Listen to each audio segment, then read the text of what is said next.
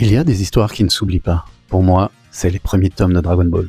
On a tous le générique d'Ariane en tête, mais le vrai voyage, celui qui prend aux tripes, a commencé entre l'animé et ses pages. Ce gamin sauvage, seul dans sa montagne avec sa boule à 4 étoiles, ne savait strictement rien du monde.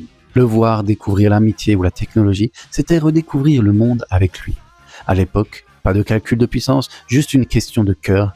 Le plus beau, c'était de voir les liens se tisser. Prenez Krillin, au début il était là pour gagner, quitte à tricher pour écraser ce rival naïf. Et pourtant, à force de livrer le lait et de labourer les champs chez Tortue Géniale, cette rancœur est devenue l'amitié la plus pure. Là, j'ai compris que le dépassement de soi, c'est devenir meilleur ensemble.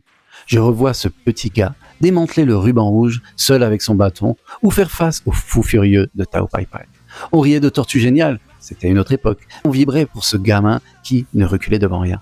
Yamcha, Tenshinhan, chaque ennemi finissait par devenir un frère. Puis il y a eu Piccolo Daimao.